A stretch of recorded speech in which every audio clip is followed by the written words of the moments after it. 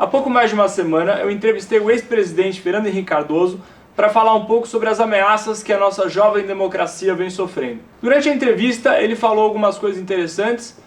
Uma delas é que, se pudesse reviver o passado, teria se aproximado do Lula e de forças que ele considera progressistas. Ao mesmo tempo, ele falou que o que separa o PT e o PSDB é muito mais disputa de poder do que diferenças ideológicas. Para investigar um pouco essa ideia, eu convidei o ex-prefeito Fernando Haddad para discutir um pouco mais esses temas. Bom, prefeito, muito obrigado por me receber, conversar com a gente, em especial nesse momento aí de tensão pré-eleitoral do país. Eu queria começar a entrevista falando um pouquinho sobre democracia. Tendo em vista que o Rio de Janeiro está sofrendo uma intervenção federal com militares no comando, a escalada de candidatos autoritários, com viés autoritário, alguns falando inclusive com falas que pregam a tortura, fechamento do Congresso, assassinato de líderes políticos. Você entende que a ordem democrática no Brasil está ameaçada? Olha, em certo sentido está. Em 64 houve uma ruptura institucional de uma vez por todas. E nesse caso está havendo um processo lento, né, e não tão gradual, de solapamento das instituições democráticas. E isso é muito preocupante. O próprio Fernando Henrique, se não me engano, numa entrevista para você, diz que quando o governo é fraco, ele recorre ao poder militar. Um governo civil constituído, legitimado pelas urnas, não tem a necessidade de recorrer ao poder militar para garantir a segurança pública das pessoas. Há muitos outros expedientes na Constituição para realizar exatamente aquilo que os cariocas clamam com razão. Há vários outros expedientes que dariam resultados até superiores ao da intervenção militar, né? Inclusive essa figura da intervenção setorial, uma intervenção numa pasta só do governo do Rio de Janeiro, já é uma coisa que soa mal à luz da Constituição. A Constituição fala em intervenção no Estado, mas é uma intervenção total, substitui o governador. Então lá tem uma espécie de duplo comando, o governador que cuida de tudo e o interventor que cuida da segurança pública. Quando eu falo em solapamento, eu faço referência a isso. É uma série de casuísmos. É como se nossa Constituição estivesse virando uma colcha de retalhos, interpretada à luz das circunstâncias, à luz do clamor das ruas, e não a partir da solidez que o edifício jurídico tem que ter, porque aí sim você vai estar garantindo a segurança das pessoas. A segurança começa pelo direito, a segurança jurídica. E eu não vejo que o edifício jurídico hoje... Eu perdi o fio da meada, onde eu estava? A democracia, ela está sofrendo uma espécie de perigo progressivo, ou você acha que isso são, por exemplo, solavancos que fazem parte de um país jovem que está se estabelecendo ainda com 500 anos? Olha, quando a gente diz que a democracia está em risco, fazendo essas distinções históricas, né, de um golpe militar que depõe o presidente da República, que assume um general 4 estrelas, enfim, é para mostrar que o que está acontecendo agora não é menos grave, né? É diferente, mas não é menos grave. E se não houver uma tomada de consciência, nós não sabemos onde isso vai parar. Mesmo em relação às eleições, nós temos que tomar cuidado, porque muita gente que não é democrático se apresenta como democrático para vencer uma eleição. Então está surgindo no país, por exemplo, um discurso que eu chamo de neoliberal regressivo, né? Neoliberal porque quer retomar uma agenda selvagem de diminuição do Estado, dos direitos sociais em proveito do capital, da acumulação de capital, e regressivo do ponto de vista de costumes, ou seja, jogando na vala comum toda a conquista de direitos civis, políticos e sociais conquistados a partir da Constituição de 88 no Brasil. E alguém pode se apresentar como um democrata e vencer as eleições com um discurso que vai acabar prejudicando os eleitores num segundo momento.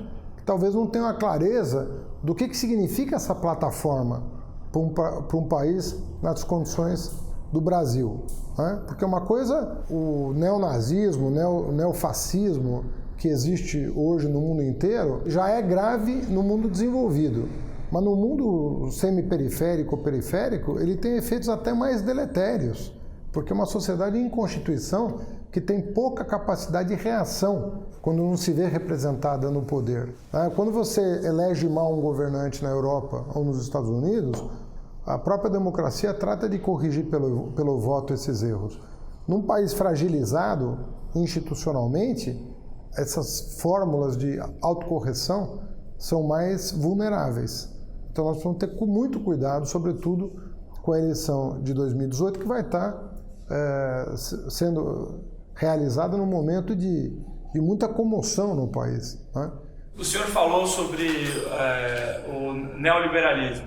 Muito se diz sobre quando a presidente Dilma foi afastada, já a gente mergulha nessa questão, de que havia falta de perspectiva por parte dos empresários de investir. Houve uma grande perda de confiança, com a presidente inclusive sendo acusada de fazer um populismo econômico, por exemplo, manipulação do preço da gasolina, gastos exorbitantes em Copa do Mundo e tal. Você não tem medo de, quando você faz uma crítica ao neoliberalismo, você esteja sendo lido pelo mercado financeiro como mais uma ameaça à volta do investimento, da retomada econômica, que tem um papel fundamental, inclusive, para combater desigualdade e fazer com que pessoas que estão desempregadas consigam seu emprego, pessoas que estão em determinada posição de emprego ascendam socialmente? Quer dizer, em outras palavras, você considera que você é absolutamente contra o neoliberalismo ou alguns elementos do neoliberalismo? Não, em primeiro lugar, a gente tem que separar as coisas, né? Eu tenho compromisso com a liberdade, em primeiro lugar, né? Eu acho que o ser humano se caracteriza por ser um ser livre. Então nós temos que garantir a liberdade de empreendimento, a liberdade de manifestação, a liberdade de crítica. Todas essas liberdades são uma conquista da modernidade que são fruto de lutas sociais muito intensas. Nada disso caiu do céu, nada disso foi entregue de mão beijada.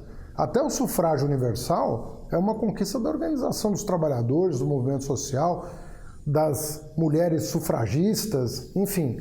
Até o voto, que é uma coisa que parece tão natural, foi conquista do movimento social. Não veio de mão beijada. Quem tem poder não abre mão do poder. O poder é conquistado e partilhado a partir das lutas de base. Então aí todos os exemplos históricos, né? A luta dos negros nos Estados Unidos, das mulheres pelo voto, enfim, dos pobres que não tinham direito de votar, os trabalhadores passaram a votar há pouco mais de 100 anos, não havia eleição, o voto era censitário, dependia da renda, os analfabetos não podiam votar, enfim, isso tudo é fruto de conquista social. Então a liberdade tem que ser a força norteadora de qualquer plataforma na contemporaneidade. Nós temos que defender as liberdades, todas elas. De outro lado, tem a questão dos direitos. Quando a gente fala em direitos humanos, as pessoas logo pensam no direito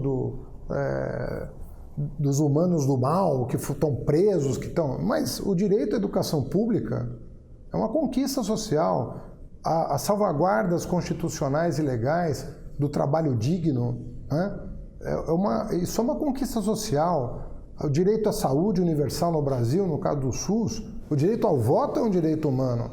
O direito do negro frequentar a mesma escola do branco, de ter acesso à universidade, o direito da comunidade LGBT a ter a sua segurança, a sua integridade física respeitada, o seu direito de ir e vir em segurança respeitado. Então essa agenda é uma agenda nossa, é uma agenda que em geral a direita reluta em defender. Agora, eu entendo que o Estado ele não pode desaparecer, né, do horizonte, porque ele é o garantidor de boa parte desses direitos. Direitos civis, políticos e sociais, eles não existem sem a garantia do Estado. Então o Estado tem que estar presente na vida nacional para garantir esses direitos num ambiente de liberdade. Esse é o papel do Estado. Um Estado que não garante saúde e educação para o seu povo, né, ele é um Estado deficiente. Um Estado que não garante liberdade religiosa, de orientação sexual. E há também na economia setores em que o Estado pode e deve intervir. Primeiro, o Estado deve garantir a concorrência. Será que o Estado brasileiro está combatendo os monopólios e oligopólios como deveria? Na minha opinião, não. Nós temos um sistema nacional de defesa da concorrência. Ele está atuando para impedir que os oligopólios, os monopólios interajam com a sociedade em proveito próprio? Isso é o Estado que faz. Na área econômica, no domínio econômico.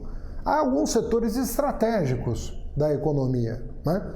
Óbvio que o mais lembrado é a questão do petróleo, mas será que a questão da água não é estratégica? Por que há no mundo desenvolvido toda uma preocupação do Estado regular determinados setores estratégicos? O Vale do Silício não existiria se não houvesse investimento em inteligência feito pelo governo americano na área militar, mas que transbordou a área militar e que foi aproveitada por milhares de microempreendedores, alguns deles donos hoje das maiores potências econômicas do planeta. Mas saiu da onde aquele conhecimento? Não é papel do Estado investir em ciência e tecnologia? Nós estamos na contramão disso, nós estamos cortando o orçamento de ciência e tecnologia, cortando o orçamento da cultura. Então, quando a gente fala de Estado, a gente tem que sair dessa divisão, eu sou pró ou contra.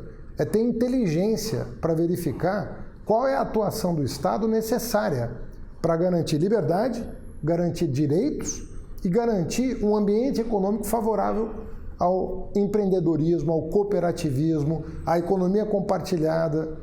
Então não existe uma sociedade sã sem a presença do Estado inteligente. Não é o Estado que reprime, não é o Estado que avilta direitos, não é o Estado que desrespeita o trabalhador, não é o Estado que fere de morte a iniciativa privada. Não é desse Estado que nós estamos falando. Nós estamos de um Estado que interaja com a sociedade e crie o ambiente necessário para que todos possam progredir.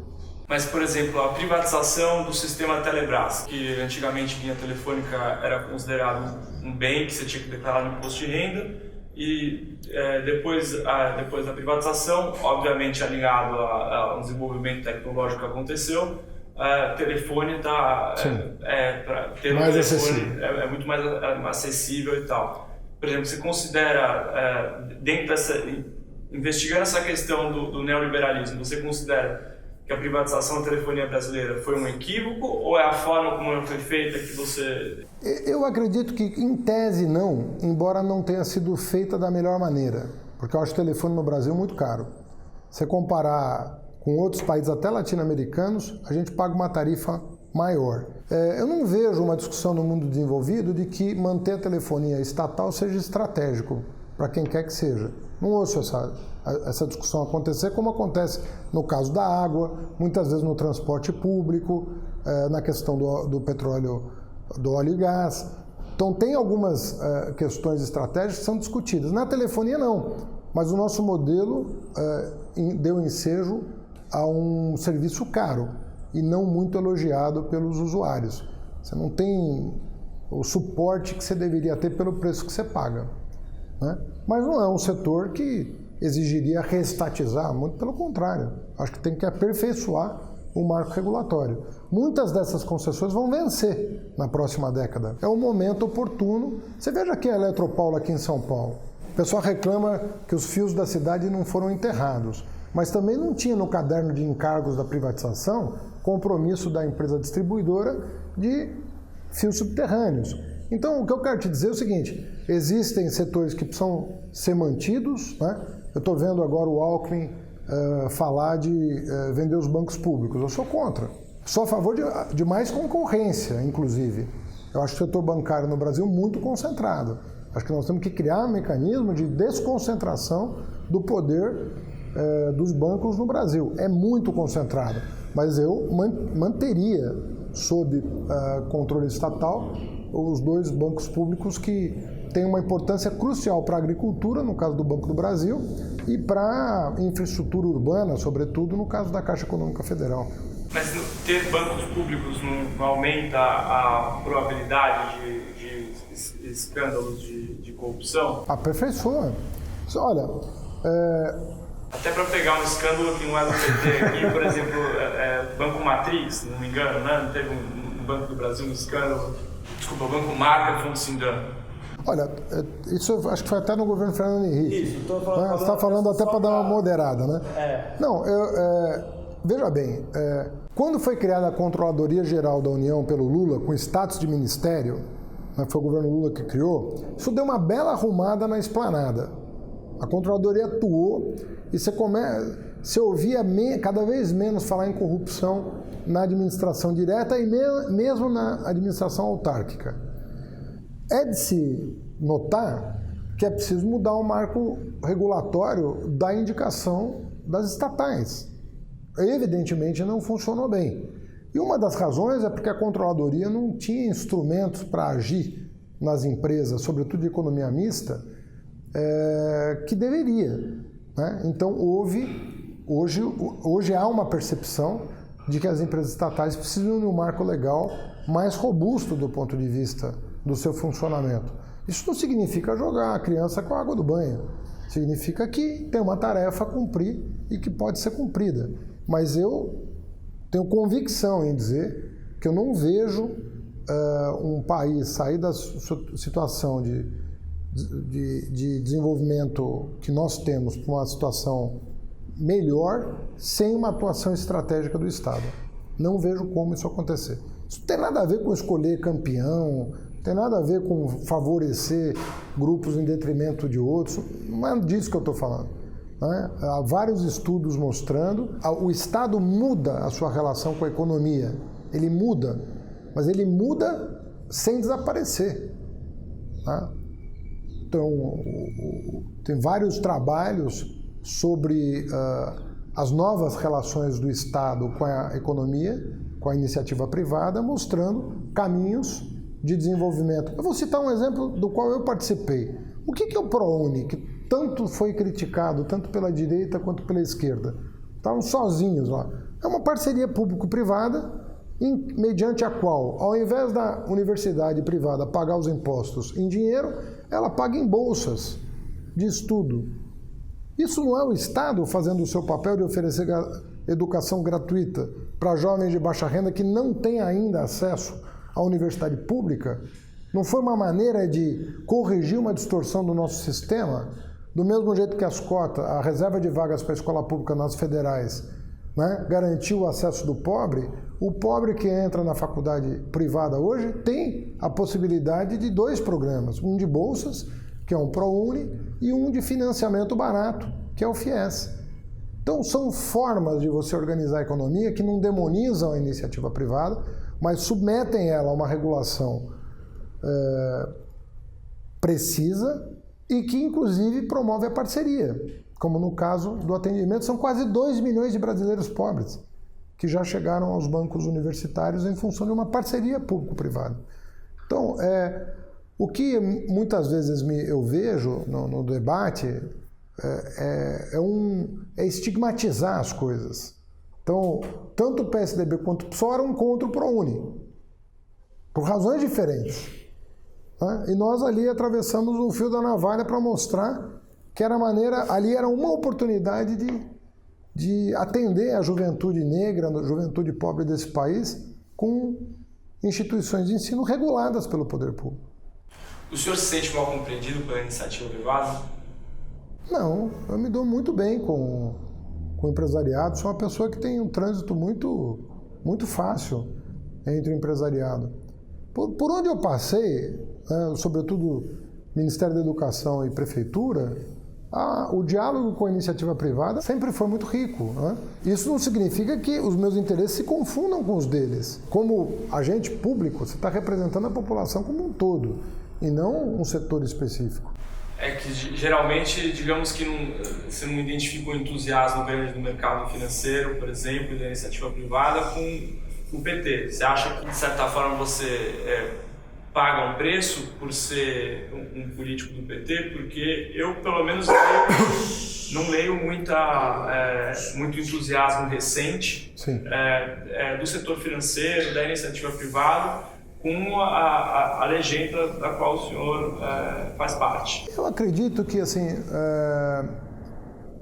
esse pessoal nunca comprou muito o PT. A história do Brasil é marcada por um mando oligárquico. A história do Brasil é marcada por arbítrio, né? As pessoas têm dificuldade em abrir mão das coisas até quando ganham. Até quando estão ganhando, elas se incomodam com o que os de baixo estão ganhando também. Então tem uma cultura no Brasil difícil de mudar, né? E a gente tem que mudar isso pelo exemplo, pelo convencimento. Não é uma tarefa simples. Eu vivi os anos Lula, né? E eu digo para você, talvez tenha sido o período, né, de maior prosperidade para todos os brasileiros. Era um modelo que funcionou bem, né? Aí teve todos os episódios já conhecidos, né? Erros do governo, um tipo de oportunismo da oposição que resolveu, ao invés de fazer oposição ao governo, fazer uma oposição ao país, né? E que recrudesceu demais. Uma crise que era para ter um tamanho e ter um tamanho N vezes maior. Nós não precisaríamos estar nessa situação mesmo, se houvesse uma compreensão de que tem uma agenda de Estado que é diferente da agenda de governo. Você não faz oposição para botar o país a pique, né? Como, por exemplo, questionar o resultado eleitoral no dia seguinte da eleição, entrar com ação pedindo recontagem de votos, entrar com ação falando de abuso do poder econômico. Logo quem? O Aécio Neves, que depois acabou se revelando a pessoa que hoje detém uma parcela grande da rejeição à classe política.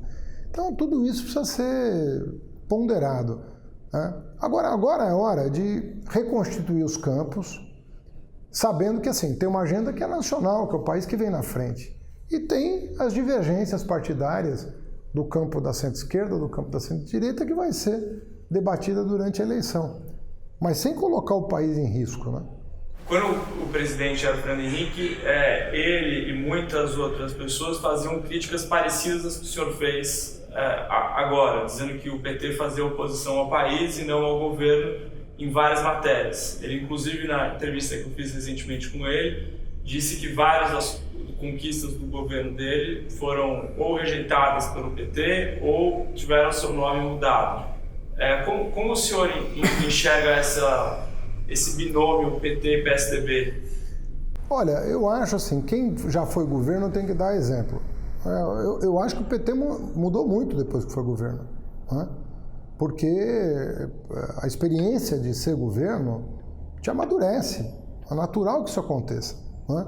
Você veja quem não foi governo, como o discurso dos candidatos que nunca foram governo é diferente, né? Porque as pessoas, às vezes até de boa fé, acham que dá para fazer milagre em 4 anos. E não é assim. As estruturas são complexas. O que dá é para você estabelecer uma diretriz, mostrar o rumo que o governo está indo. Então, eu acho que o fato do governo Fernando Henrique ter terminado mal avaliado não é responsabilidade do PT, porque o PT não teria essa força de fazer um governo bom ser mal avaliado pela população. Há incompreensão a respeito de algumas medidas do governo Fernando Henrique que foram boas para o país? Até hoje. Isso também faz parte da política, né? Quando a população não entende muito bem, né, o que você está propondo efetivamente, né? O que é essa visão de longo prazo que você está propondo. Agora, o fato é que o Fernando Henrique se constituiu como uma liderança de centro-direita no país e o Lula se constituiu como uma liderança de centro-esquerda e organizou esses dois polos, né? E, nesse sentido, eles organizaram a vida nacional em torno de ideias relativamente claras sobre como encaminhar o desenvolvimento do país. Pensando nesses muitos anos de binômio PSDB-PT no governo, o que você enxerga como conquistas e erros desses dois grupos partidários? Eu acho que vários aspectos da organização do Estado brasileiro, né, veio no bojo da estabilização monetária. Foi possível organizar uma série de coisas que estavam muito desorganizadas pela hiperinflação. Então há um legado de organização que se deve ao fato da moeda ter sido estabilizada. Então se aproveitou aquele contexto para organizar certos setores da máquina pública. No caso do PT, eu acho que o PT organizou uma agenda de desenvolvimento inclusivo, Nós nunca tivemos desenvolvimento inclusivo no Brasil. Então, essa coisa do Lula de pensar o desenvolvimento socioeconômico a partir da inclusão é uma sinalização clara de que os pobres do Brasil são parte da solução e não parte do problema, se eles forem engajados como protagonistas na economia, na sociedade, tiverem acesso à universidade, tiverem acesso a crédito, tiverem acesso à terra, tiverem acesso à casa própria. Tudo isso resolve o país. Não é um fardo, é o contrário disso. Então, eu acho que essas duas contribuições foram dadas e compreendidas, né? E os erros? Eu acho que o maior erro do governo Fernando Henrique foi não atacar a desigualdade. Ela permaneceu inalterada durante 8 anos. Vindo isso da parte de quem veio, uma pessoa com a formação que o Fernando Henrique tem, é grave. O Fernando Henrique escreveu, a obra dele, acadêmica, é voltada para essa questão da escravidão, a questão do negro, né, a questão da exclusão. Então, um governo que a estabilidade veio para o Itamar, Fernando Henrique à frente do Ministério da Fazenda. Durante 8 anos, você não teve nenhum enfrentamento com a questão da desigualdade, que é o principal problema do país. Da parte do Lula, eu acho que, na minha opinião, também houve um erro grave, que foi não ter feito a reforma política. É óbvio que aquilo era um calcanhar de Aquiles, é óbvio que o sistema partidário brasileiro precisava de uma alteração profunda, era evidente que nós não íamos longe com aquele sistema. E eu acho que a gente estressou pouco. Alguém dirá, mas não era possível conseguir, não ia aprovar, mas nós estressamos pouco. Então nós devíamos ter dado um passo no sentido de sanear o quadro partidário no Brasil. O que você quer dizer com isso? É que são muitos partidos pequenos, sem legitimidade, que estão só se aproveitando do fato da brecha da lei? Legendas de aluguel, legendas que não significam absolutamente nada para a população, não tem nenhum apelo ideológico, de visão de mundo, de valores e princípios, né? Aí você vai dizer, não, agora com a cláusula de barreira e o fim da coligação proporcional vai resolver. Eu acho que não vai resolver. Nós ainda precisamos de novos passos para organizar o sistema partidário. Eu dei uma ideia recentemente, que é a ideia de fazer a eleição parlamentar acontecer no segundo turno, e não no primeiro. Porque aí o presidente eleito, o governador eleito, o prefeito eleito, não fica refém de uma coalizão artificialmente construída. Quem vai construir a coalizão em torno dele é o voto, é o eleitor, no segundo turno. Você vai ter ou um candidato já eleito no primeiro, ou 2 candidatos com chances. E aí o povo vai organizar a oposição em situação sabendo qual é a plataforma de cada um. A urna vai aprovar um plano de governo e vai aprovar os parlamentares que vão apoiar essa plataforma. Então isso muda radicalmente. E isso depende de quê? Depende de muito pouca coisa. São pequenos arranjos. A França fez um pequeno arranjo nos anos 90, está colhendo os frutos agora. A França está com um protagonismo na Europa inédito. A França que sempre vinha em segundo ou terceiro escalão, a Alemanha e a Inglaterra ditando os rumos da União Europeia, o Brexit tirou a Inglaterra do jogo, a Alemanha está perdendo importância frente ao protagonismo da França. Por quê? Porque a França conseguiu organizar o seu sistema político de maneira a empoderar, não o presidente, que hoje é o Macron, mas empoderar um projeto. Então, você sai da urna com um projeto. Então, nós precisamos fazer isso. Nós não somos piores que os franceses. Nós só precisamos ajustar as nossas instituições. Você acha que o PT errou em não apoiar o Plano Real? Eu acho que o PT tinha uma avaliação de que o Plano Real seria mais um plano na ordem dos planos todos que fracassaram, né? Como ele foi feito muito no calor da eleição, imaginou-se ali que ele não teria sustentabilidade. E ele veio a ter. Então foi importante para o país. O governo Fernando Henrique aproveitou essa herança do governo Itamar e na agenda da organização das finanças acabou produzindo bons resultados. A falha, é o que eu te digo, é a social. Acho que o Plano Real não tinha uma dimensão social. Então a minha resposta é sim e não. A parte boa do Real, né, foi a estabilidade, mas ele não veio acompanhado de medidas sociais importantes, com a escala importante, né? Era muito projeto piloto. Mas, de certa forma, um bom plano econômico acaba sendo um bom plano social por consequência, né? Não, a estabilidade é um bem em si. Isso eu não nego, né? Se isso fosse suficiente, o Serra tinha ganhado a eleição. Então faltou, efetivamente, compreender que aquele momento era um momento de ouro. Você veio com a estabilidade, você tinha que vir com outros ingredientes. Então é como se o governo tivesse reinado em cima de uma conquista durante 8 anos, imaginando que ela por si só fosse manter o poder nas mesmas mãos. Não é assim.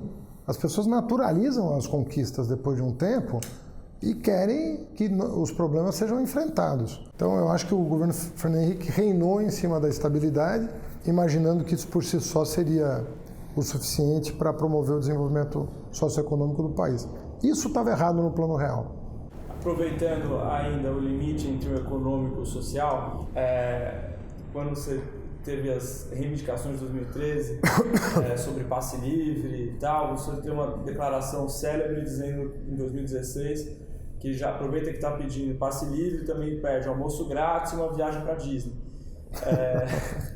Você acha que existe, às vezes, um descolamento de setores da esquerda entre o que é desejável e o que é possível, dado ao que o senhor mesmo citou durante essa entrevista aqui, as estruturas governamentais que existem? Eu não tenho nenhuma antipatia, muito pelo contrário, àquela pauta de reivindicação.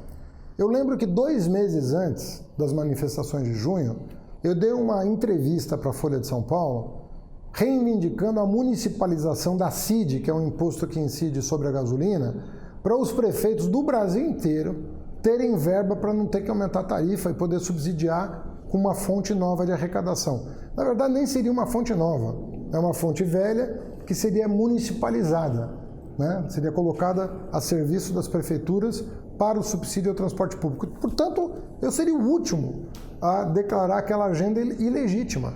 Curiosamente, essa proposta foi, sem mencionar a paternidade, foi incluída na carta do próprio MPL à presidenta Dilma. A única proposta que eles fizeram foi uma proposta que eu tinha feito 2 meses antes num jornal de grande circulação e que eu soube que eles leram. O que eu questiono de 2013 foi a forma com que eles se relacionaram com o poder público. Existia uma repulsa ao debate, ao diálogo, uma repulsa a saber de onde ia sair o dinheiro para viabilizar aquela proposta. Depois, nós acabamos viabilizando o passe livre em São Paulo para quase 800 mil estudantes que deixaram de pagar a tarifa. Então, eu fui sensível, tanto fui sensível, que 1 ano e meio depois, sem ter prometido na campanha passe livre para ninguém, eu instituí o passe livre para estudante na cidade de São Paulo, né, com os custos conhecidos. Mas a forma permitiu que a direita se apropriasse das ruas.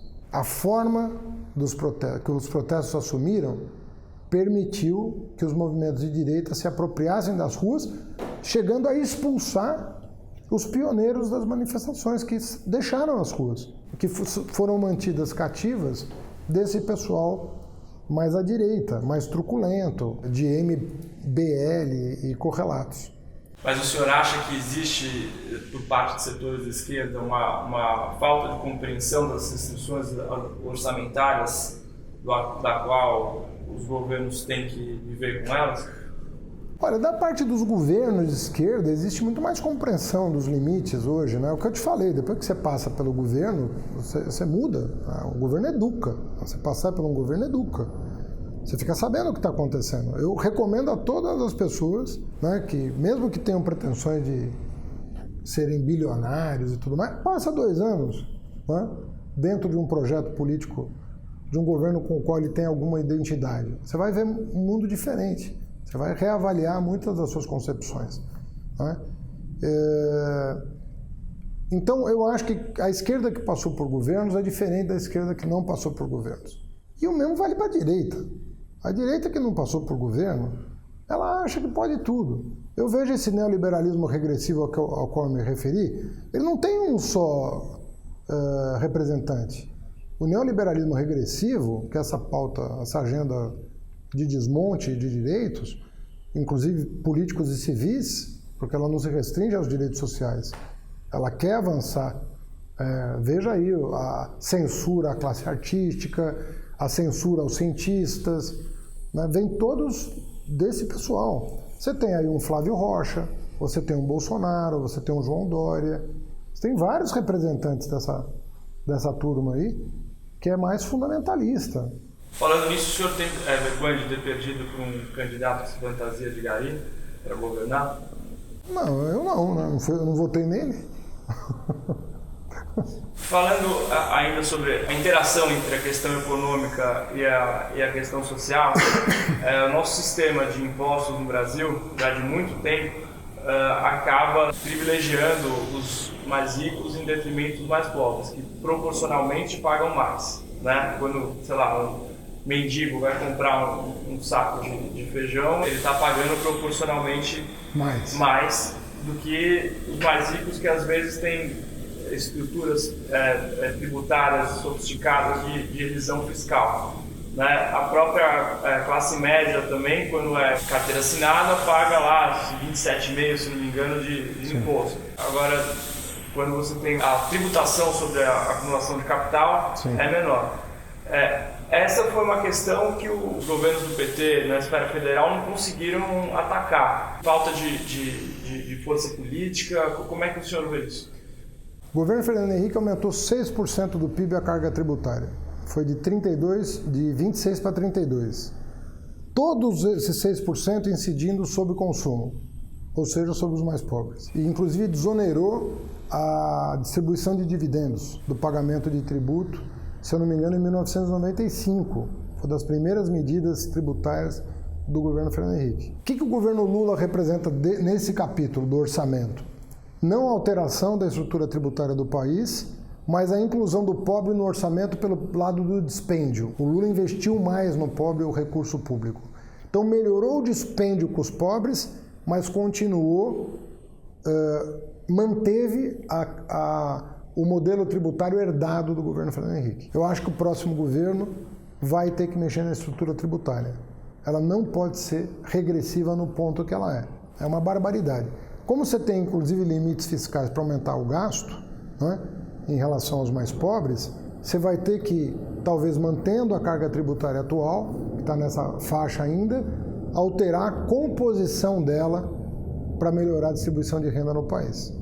Então, a redemocratização do país não alterou a estrutura tributária do país. Nós mudamos o orçamento do ponto de vista do dispêndio nos anos do PT, mas não alteramos de onde a gente arrecada. A gente continua arrecadando errado. O pobre pagando mais que o rico proporcionalmente. Faltou o PT atacar as questões pelas quais ele se elegeu, que são combate à desigualdade pela via econômica e não só pela via do programa social, como o senhor falou, custo, é despesa? Eu faria um reparo, que além do dispêndio público, que promoveu uma alteração grande, acho que no campo da geração de emprego, sobretudo se você pegar os acordos coletivos feitos durante todo esse período, sempre deram um ganho maior para o trabalhador em relação à inflação. Então, no mercado privado, no mercado de trabalho, também houve ganhos significativos para os de baixo, né?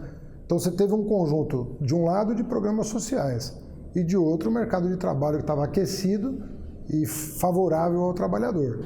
Agora, a estrutura tributária, que é como se arrecada, essa se manteve inalterada desde 88 praticamente. Obviamente que um congresso com esse perfil é bastante refratário, né, a mudar a carga tributária. Eu sempre dou o exemplo do iates, aeronaves e helicópteros que não pagam IPVA, sendo veículos automotores, e o Fiat 147 que está rodando aí nas favelas paga IPVA, 4%. Isso é a mais eloquente, né? Mas está cheio de injustiça no sistema tributário brasileiro. O presidente Lula sofreu diversos ataques na sua vida pessoal, né? Desde a eleição de 89 e, de certa forma, declarações hostis por parte de alguns empresários naquela época. Tem aquela célebre lá dizendo que não sei quantos mil empresários não deixavam 800 mil, o país. E, de certa forma, nos primeiros 4 anos de governo Lula houve uma lua de mel, né? Esses ataques cessaram, como o senhor falou, houve prosperidade, desenvolvimento econômico, e pouco a pouco esses ataques foram se escalonando e intensificando. coincidentemente ou não, com um desequilíbrio assim que a Dilma assumiu e com um certo progressivo desequilíbrio das contas públicas, aumento do gasto com Copa do Mundo, com Olimpíadas, gastos que nem sempre têm a sua eficiência, ela seja social ou de outra ordem, comprovados. Paralelo a isso, foram aumentando os ataques até que começou a eclodir, digamos, uma espécie de ódio doentio ao presidente Lula. Ao que você atribui essa escalada de ódio? Porque, de certa forma, para governar você tem que fazer pactos, tem que fazer alianças, tem que fazer acordos com as quais nem sempre quem se elegeu está buscando isso. Em que momento você acha que se rompeu, né? Como o próprio presidente Lula falou em uma entrevista à Mônica Bergamo, ele falou que são os yuppies do mercado financeiro que não aceitavam ele, mas ao mesmo tempo aceitaram depois. Quer dizer, como é que o senhor lê esse movimento de ataque ao presidente Lula até que chegou no ponto que está hoje? Primeiro que eu acho que aconteceu uma coisa no Brasil que precisa ser estudada com mais vagar. Os ricos ficaram mais ricos, os pobres ficaram bem menos pobres e a camada intermediária estagnou e até perdeu posição relativa em relação aos extremos. Eu acho que isso gerou um ressentimento de pouca atenção para aquele trabalhador que tinha um filho na escola particular porque queria dar mais qualidade de ensino do que oferecido pela escola pública, que tinha um plano de saúde porque queria um atendimento médico superior ao oferecido pelo SUS. Havia um ressentimento das classes médias tradicionais que efetivamente não mudaram de patamar, né? Ela viu o rico se distanciar e o pobre se aproximar e falou, poxa, eu aqui que estou trabalhando, ralando, não estou vendo a minha vida mudar. A gente tinha que cuidar dessa camada social intermediária, né? Porque às vezes não se tratava só de bens econômicos, às vezes era um chamado para um país mais justo, né? Então tinha até aberto uma agenda política com esses setores intermediários. E esse ressentimento se acumulou e, obviamente, que os escândalos acabaram alimentando esse sentimento né? Acho que tanto no caso lá de 2005, né? O mensalão, quanto o caso da Petrobras, alimentaram um certo ressentimento. Mas sem o primeiro componente, eu acho que ele não se explicaria. Tanto é verdade que os escândalos do PSDB não geram a mesma comoção nessas mesmas pessoas. Porque se fosse uma onda anticorrupção, nós, em relação à Dersa, ao metrô, à CPTM, teríamos que ter a mesma indignação que devemos ter com qualquer caso de corrupção no país, né? E a gente vê que essa indignação um pouco escolhe o alvo. Ela não é igual para todo mundo. A própria justiça não está demonstrando ser igual para todo mundo, né? E não sou eu que estou dizendo. Tem uma matéria na Folha de São Paulo falando que o Paulo Preto é o único sujeito com conta no exterior que não está preso, que não foi preso, né? E quem tem conta no exterior certamente tem o que dizer a respeito dela, né? De onde veio 113 milhões de reais? Uma pessoa que é funcionário público, como é que tem esse volume de recursos? Com o currículo conhecido da figura, né? Que é um currículo extenso, né? Na área de financiamento eleitoral e apropriação de recursos públicos. Então você vê que setores expressivos da própria imprensa já têm notado, né, que há uma diferença de tratamento. Eu sou uma daquelas pessoas que cresceu vendo o horário político, que uma das grandes bandeiras do PT era o combate à corrupção. E a gente teve o escândalo do mensalão, tivemos aquela entrevista célebre do presidente Lula em Paris, em que ele falou que, de certa forma, relativizou o Caixa 2, e falou que, na verdade, é óbvio a todo mundo que se dispõe a encarar os fatos com seriedade, que o Caixa 2 existe em quase todas as campanhas e há muito tempo. Como é que você vê essa ligação dos escândalos de corrupção do PT, que tinha como sua principal bandeira combater, naquela época, combater a corrupção? Quer dizer, onde você traça a linha entre o que é erro do partido e o que motivado talvez para a necessidade de jogar o jogo para poder governar, do que não foi? É evidente que existe um gradiente de comportamentos menos graves e mais graves. Isso nem sempre é feito pela própria imprensa, eu acharia útil que fizesse. Embora todo erro deva ser condenado, você não pode comparar uma pessoa que assaltou os cofres públicos para enriquecimento pessoal, né, de uma outra que eventualmente não registrou, um vereador que não registrou 5 mil reais que foram doados para a campanha dele num jantar, dinheiro lícito, e eventualmente não declarou para a Justiça Eleitoral. Então tudo é crime, né? Tanto esse caso mais simples, um jantar que você fez ali uma vaquinha para financiar santinho de boca de urna, é crime, e o sujeito que fez um descalabro com dinheiro público é crime. Existe um gradiente enorme. E tem gente que não se meteu com dinheiro. Do que eu vejo, eu acho que tem muito político que admitiu receber recursos não contabilizados para pagar dívida de campanha, mas que não pensava que esse recurso pudesse ter origem ilícita. Acho que isso aconteceu. E eu acho que a Justiça precisa dar um tratamento para esse sujeito que está previsto na lei. Né? Que é duro, mas é proporcional ao delito. E para os outros, que aí envolveu outro tipo de estratégia, de operação, as penas têm que ser agravadas, porque não se trata de uma mera deficiência contábil, né? Não é um vacilo contábil, é um esquema de corrupção para enriquecimento pessoal. Qual que foi o erro, na minha opinião? E eu volto à frase que eu já disse. Por que surgiu o termo tolerância zero, né? Ou a teoria das janelas quebradas, né? Que é uma outra leitura de fenômenos semelhantes. Que provocou o inchaço do encarceramento em massa americano. Exatamente. É que quando você vai tolerando pequenas falhas injustificáveis pela disputa e tudo mais, você vai abrindo espaço para os grandes bandidos se apresentarem e usarem essas frestas que eram menores para transformar num rombo enorme. Então, a não percepção de que isso poderia levar ao enriquecimento de um diretor de uma estatal, seja a Caixa, seja a Dersa, seja, para dizer que seja o centro administrativo lá de BH, enfim, você começa a abrir a possibilidade de grandes crimes serem cometidos. Então, eu acho que faltou de todo mundo aí, a percepção de que os homens de bem tinham que ter sentado à mesa, homens e mulheres de bem sentados à mesa e falar, isso não vai dar certo. Nós estamos dando muita margem, sabe, pro azar, porque já vai aparecer gente que vai usar essas frestas aí que nós estamos deixando abertas para operar grandes esquemas. Então faltou, é o que os cientistas políticos costumam dizer, existe uma agenda que é de Estado e não pode separar os partidos, porque é o fortalecimento das instituições que está em jogo.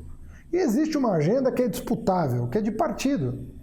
Eu defendo A, você defende B. Mas isso é no âmbito partidário. Faltou compreender que tinha uma agenda de Estado em que PT e PSDB deveriam liderar o processo de transformação, independentemente de quem estivesse no poder. Fernando Henrique falou na entrevista com o Pisaele que o que separa o PT e o PSDB no passado era muito mais disputa de poder do que disputa ideológica, sugerindo que, inclusive, que os partidos, e até noto isso depois de entrevistar ele por uma hora, eu te entrevistando você por uma hora, que os partidos têm muito mais em comum do que diferenças. E, inclusive, falou que se pudesse ter voltado no tempo, teria se aproximado do Lula e forças progressistas, e comentou inclusive também que foi uma obra do senhor até como um gesto político. Sim. Disso.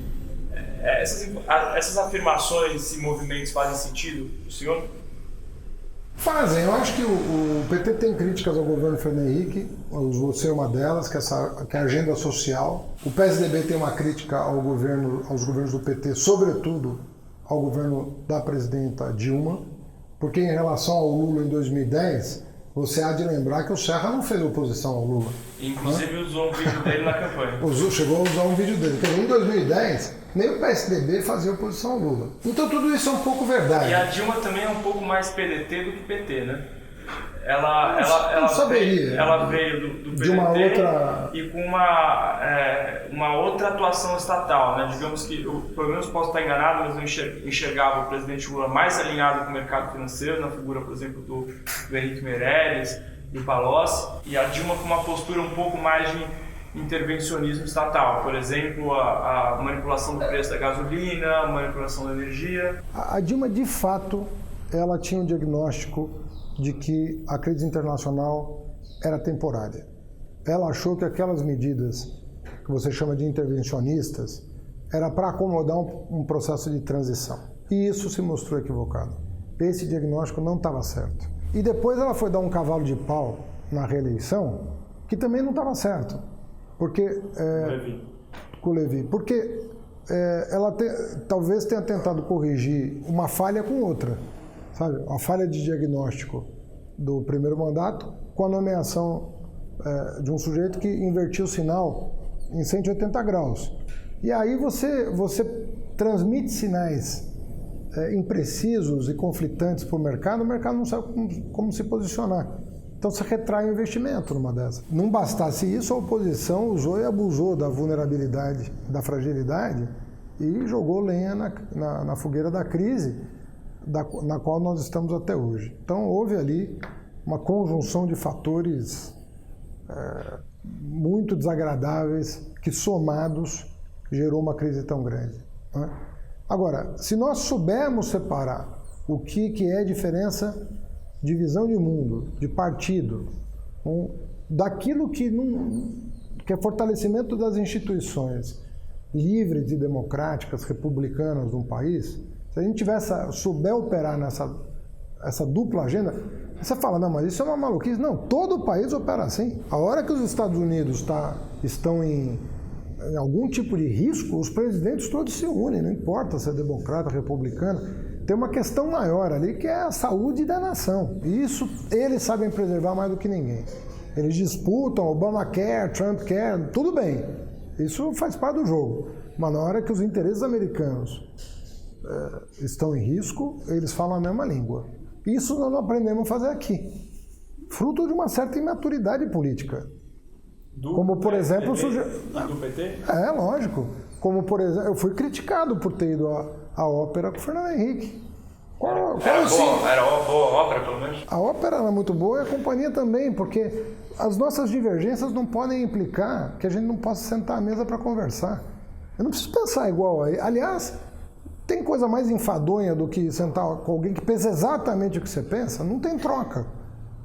A troca vem da diferença. Você tem que ter o que trocar. Então, sentar com o diferente é um exercício democrático. De aprendizado, inclusive, porque nós não estamos aqui na vida para ensinar, nós estamos para aprender. Então, é tudo educação política isso. Então, eu fui jantar com o Ciro Gomes, fui à ópera com o Fernando Henrique, almocei com o Carlos Siqueira, presidente do PSB, quando eu estive em Brasília semana passada.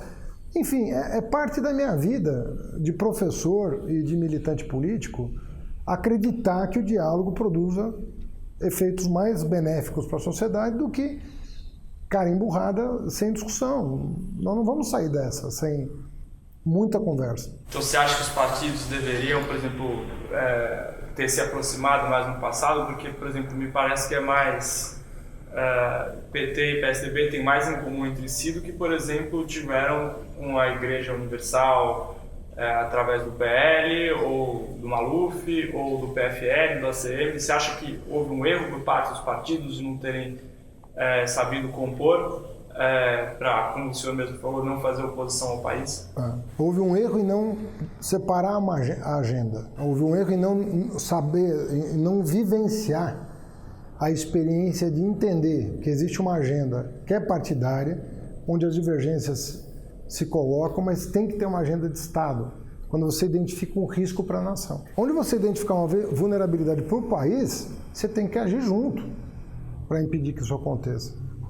Então houve várias oportunidades em que os riscos aumentaram e a gente não teve talvez a grandeza de sentar à mesa juntos para falar, isso não, isso aqui põe em risco o Brasil, nós vamos vamos seguir juntos aqui. O senhor tem convicção da inocência do presidente Lula nas acusações que ele está sendo imputado? Tenho convicção de quem lê o processo, né?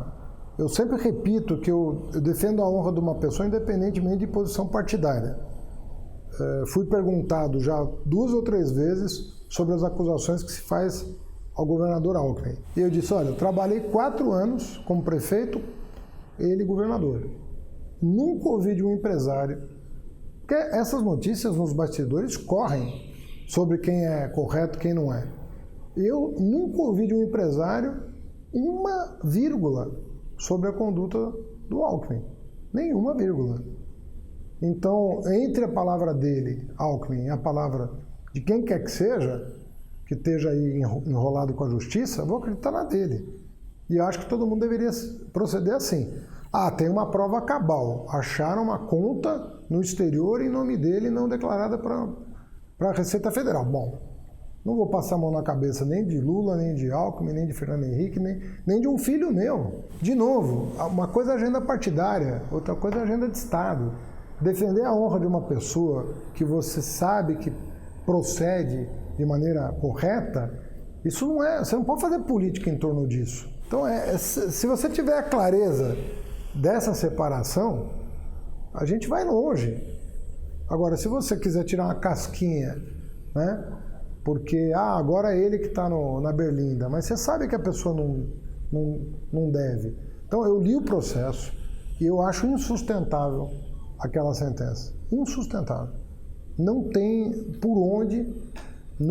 Se você pegar 3 juristas do exterior que não conhecem o Brasil, tirar os nomes do processo, substituir os nomes e dar para 3 juristas julgarem sem saber sobre quem é o processo, eu duvido que saia uma condenação. Ou seja, despersonalizando o processo, ali não sai ninguém condenado. Pelo que está nos autos, né? Estou me atendo aos autos, né? Que é o que um juiz tem que fazer. Se o presidente Lula for impedido de concorrer à eleição, qual que é a tua leitura da relação disso com a salubridade da nossa democracia? Eu acho ruim sobre todos os aspectos, porque vai ficar mais uma mácula na nossa história democrática e grave, né? Não é uma coisa qualquer o que vai acontecer. De maneira que eu preferia que isso tivesse um outro desenlace. E eu acho que não é um sentimento só meu, não, nem da centro-esquerda. Eu acho que é um sentimento de muita gente que não votaria no Lula, mas que entende que não é esse o caminho de estabilizar o país. Como você lê o fato de que se o Lula está na eleição, ele está em primeiro nas pesquisas, e se ele não está, o Bolsonaro está em primeiro? Quer dizer, qual que é a coerência ideológica disso? Na verdade, os votos do Lula não vão para o Bolsonaro. Os votos do Lula se dispersam, ninguém herda muita coisa, é de 3% a 5% que cada um herda do Lula, e o grande salto é as pessoas que não querem votar em ninguém, se o Lula não tiver na cédula. Então, não é verdade que o Bolsonaro se beneficia diretamente da ausência do Lula. O que acontece é uma desorganização do espectro ideológico na cabeça das pessoas. Dispersa o voto e o que cresce muito é a rejeição à eleição. Nesse primeiro momento, né? É o que as pesquisas estão indicando. O senhor vai sair, ou considera a possibilidade de sair candidato a presidente, caso o presidente Lula esteja impedido de concorrer à eleição? Olha, eu não coloquei minha candidatura em nível nenhum. Eu recebi um convite que não se viabilizou, que era de concorrer ao Senado aqui em São Paulo, e que eu topei desde que o Suplicy fosse consultado, né? Porque havia a ideia de lançá-lo a deputado federal. Como isso não aconteceu, eu me recolhi e a nossa chapa é essa, tá montada aí. Mas o senhor tem vontade ou disposição de concorrer à presidência, caso o presidente Lula se mostre impedido de concorrer? Olha, existe hoje um sentimento de solidariedade ao Lula tão grande dentro do PT que eu estou sendo muito sincero, ninguém conversa sobre isso, nem nos bastidores. Ninguém conversa sobre isso. A gente acredita que em algum momento a inocência dele vai ser reconhecida. Né? Agora, existe a chance disso não acontecer? Existe, mas nós não estamos trabalhando com essa hipótese e não estamos elaborando cenários, no caso dela ocorrer. Então, falar uma situação de risco, é uma situação de risco, mas é uma situação de risco que nós quisemos assumir. Todos nós quisemos assumir esse risco. Então nós não vamos sair dessa linha. Eu ouvi que recentemente uma convenção o Celso Amorim foi aplaudido e que circula também a possibilidade dele ser candidato. Eu não tenho essa informação. Eu sei que o Celso é candidato ao governo do Rio. Mas enfim, é um grande quadro, um brasileiro de altíssimo nível. Como é que você lê o nome do Ciro Gomes, que, por exemplo, a mim me incomoda um vídeo no YouTube dele em que ele agride uma outra pessoa chamando a pessoa de viado. E o PT, por exemplo, tem uma grande tradição de defesa dos direitos LGBTQ. Como você vê a candidatura dele? Olha, das candidaturas que estão colocadas, você tem um campo da centro-direita e até da extrema-direita, em que eu diria que Bolsonaro, Marina, Alckmin são os candidatos que já estão colocados desse campo. E tem um campo de centro-esquerda. Né? E eu considero que o Ciro possa ser incluído no campo de centro-esquerda. Né? Que está o Boulos, que está a Manuela, que está o Lula e que está ele próprio. Existe identidade total em relação a esses 4 candidatos? Não, porque se houvesse identidade total, não faria sentido nenhum lançar 4. Então são 4 candidatos diferentes. O Ciro não é um petista, né? Ele nunca vai ser um petista, ele não é. Né? Então há diferenças entre ele e o PT, sim, mas ele tá no campo, né, da centro-esquerda hoje. E é óbvio, você pode fazer reparos, mas vai fazer reparos a todo mundo. Né? Não tem ninguém que não mereça algum reparo. Né? Não tem candidato perfeito. Né? Mas ele está num campo onde se conversa, né? Onde o diálogo é permanente. E então existe um solo comum que pode, no primeiro ou no segundo turno, apresentar uma solução para o país diferente do que está colocado hoje. O João Dória se elegeu com a bandeira de que não era um político tradicional, emprestou termos da administração com a palavra gestor e logo em seguida desrespeitou um compromisso dele de ficar na prefeitura até ao final, traiu seu padrinho político, que é o Geraldo Alckmin, ensaiando uma candidatura à presidência que não decolou, deu voltas pelo país tentando colher apoio a essa candidatura. Como é que você enxerga a atuação do João Dória? Primeiro, assim, uma pessoa não deixou nenhuma marca, não vai deixar nenhuma marca na cidade, a não ser o aumento da velocidade nas marginais, na contramão de tudo que está sendo feito de civilizatório no mundo. As secretarias estão totalmente desorganizadas, a prefeitura está desorganizada. E não é nem por deficiência. Uma pessoa que de 52 semanas passa 44 em viagem, jamais esteve atento à cidade, estava atento aos seus próprios projetos políticos. Né? Eu disse no final de 2016, numa entrevista ao El País, que as pessoas iam descobrir que eu era bem menos político do que o Dória. E eu acho isso, eu acho que é um político tradicional de direita que abraçou esse neoliberalismo regressivo a qual eu já fiz referência, né? Que é o sumiço do Estado na defesa de garantias mínimas para o cidadão, tanto no plano econômico quanto no plano social. A quantidade de programas sociais que foram cortados em São Paulo nesse pequeno período, você tem leve leite, vai e volta, passe livre, orçamento da cultura, orçamento da assistência, direitos humanos, enfim, a quantidade de direitos que foram cortados em um ano, né, direitos sociais importantes para a população, é uma coisa impressionante. As AMAs estão sendo fechadas, as obras paradas. Essa é a marca, né, que fica. Eu não acho que é isso que está motivando o voto. Acho que o que está motivando o voto são instintos muito mais do que valores, forma muito mais que conteúdo. né, próprio de situações de excepcionalidade. Daí o perigo, né? O perigo que a gente corre é justamente esse. Você atribui a sua disputa eleitoral para ele pelo fato da rejeição ao PT ter crescido? Acho que uma série de coisas pesou, né? Eu acho que a recessão econômica foi muito forte. Eu peguei a pior recessão da história da cidade nos 2 últimos anos de governo. Praticamente nenhum prefeito importante do Sudeste e do Sul se reelegeu ou fez o sucessor. Então, o Sul-Sudeste estava vivendo uma depressão ainda mais profunda que o país. O fato de Erundina e Marta terem saído candidatas, uma pelo PSOL e uma pelo PMDB, também pesou. A situação do PT em 2016 era o pior momento da história do partido, e a minha administração, que deve ter contrariado também interesses, né? E que pesou também.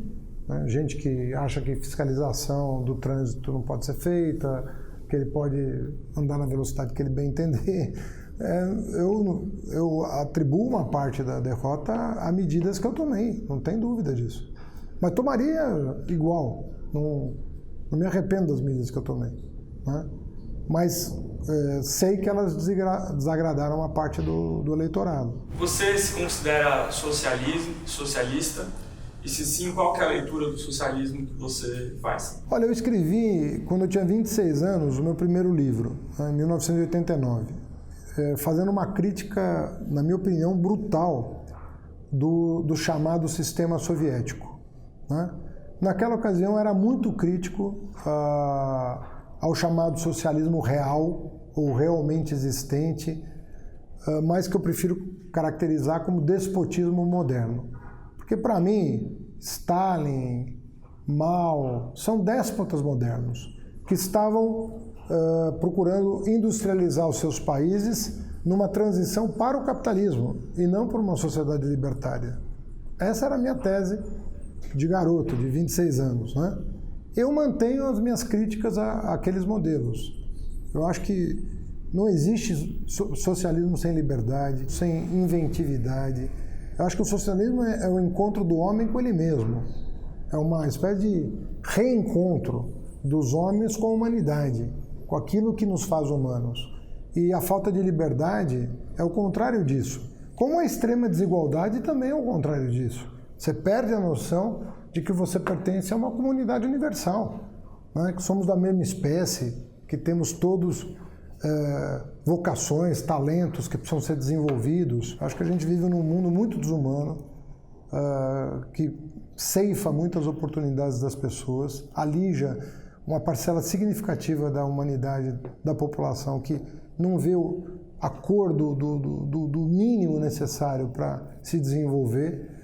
Então eu tenho uma visão bastante crítica das experiências autoritárias que entregaram desigualdade, mais igualdade, à custa da humanidade. Eu não acredito em igualdade sem humanidade. Sabe, eu rejeito esse tipo de solução. A igualdade, que é fruto do despotismo, ela não é melhor nem pior que a desigualdade em ambiente democrático, né? Na verdade, nós temos que encontrar uma justa posição dessas duas coisas. Mas você se considera socialista? Me considero. Mas tem algum país que você adotou o socialismo que você acredita? Olha, eu acho que alguns países social-democratas europeus chegaram num patamar de desenvolvimento humano que eu aprecio, né? Os Países Baixos, os países escandinavos, são países que tratam as pessoas de uma maneira muito mais sem inibir a liberdade, pelo contrário, fomentando a liberdade. Mas nós não precisamos ser tão ricos para ser um pouco mais iguais, porque tem sempre a tese daqueles, a gente não tem o nível de desenvolvimento econômico desses países, mas a nossa desigualdade é muito abjeta.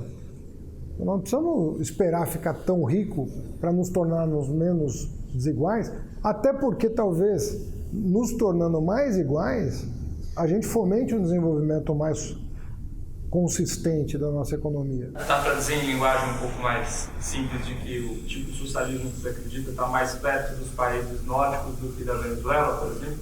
Nossa Senhora! Claramente. Eu, pessoalmente, que não sou cientista político, mas na carteira de cidadão comum, leio que boa parte da motivação das manifestações de 2013 aconteceram pelo fato que as pessoas perderam o poder aquisitivo e o país empobreceu. E que a forma com que eles expressaram isso foi, boa parte, por conta do combate à corrupção. Certo. Como se eles já tivessem sido roubados do gostinho de participar da prosperidade econômica que haviam experimentado em algumas ocasiões. Eu pessoalmente acredito que o brasileiro, infelizmente, não se incomoda com a corrupção, tanto é que o rouba mais faz virou um legado. Então, tendo em vista a insatisfação das pessoas na esfera econômica, na esfera do quanto elas ganham, seja aquela pessoa pobre que hoje foi empurrada para a marginalidade, seja o pai de família de classe média ou o empresário que não se vê motivado a investir, que garantias você acha que a sua legenda pode dar em resposta à questão econômica? Eu fiz uma análise um pouco diferente da tua de 2013, né? Sim. Eu entendo que uma parcela da sociedade perdeu a posição relativa e ela que manifestou contrariedade. Eu não vi os pobres fazerem isso, porque os pobres estavam numa situação diferente dessa camada, desse segmento da sociedade. Eu não vi a passeata, né? Quando essa classe média tradicional se apropria das ruas, ela se apropria com aquela análise que eu fiz previamente. Então, teu raciocínio, na minha opinião, vale para esse extrato da sociedade, não vale para os trabalhadores em geral e nem para as pessoas de alta renda, que continuavam progredindo na hierarquia social, por assim dizer. Essa camada ficou estagnada e perdeu posição relativa. Se nós tivéssemos tomado as providências fruto de outro diagnóstico da crise internacional, nós provavelmente teríamos perdido a eleição de 14. Porque alguns ajustes iam ter que ser feitos, mas o governo tinha a percepção de que o cenário ia mudar. E de fato mudou. As commodities recuperaram uma boa parte do preço, né? Mudou, mas não mudou no tempo político que o governo esperava. Esse que foi o problema. E aí nós geramos uma crise. A crise econômica ela foi potencializada pela crise política, muito potencializada. Então nós teríamos um freio de arrumação, nós tivemos uma coisa muito mais severa do que isso. Eu entendo que o modelo de desenvolvimento inclusivo ele pode ser resgatado com imaginação. Não serão as mesmas fórmulas, mas eu confio que seja possível recuperar o conceito de desenvolvimento com inclusão. Ou, melhor dizendo, desenvolvimento a partir da inclusão. Fazer do combate à desigualdade o motor e a alavanca de fomento do desenvolvimento econômico do país. Eu acho que é uma fórmula que se provou possível. E eu não penso que nós precisamos ter o mesmo cenário internacional para retomar esse projeto. Para compensar o déficit que existe hoje, nós vamos ter que usar a imaginação. Vamos ter que usar outras fórmulas. Mas o princípio que tem que nortear o governo tem que ser aquele. Desenvolvimento a partir da inclusão. E não é o que está acontecendo hoje e não é o que vários candidatos estão propondo, de aprofundamento de uma agenda excludente para recuperar margem de desenvolvimento. Não acredito que isso vai acontecer. Tem alguma outra coisa que o senhor queira declarar? Me tira daqui? Tá bom. Muito obrigado. Valeu.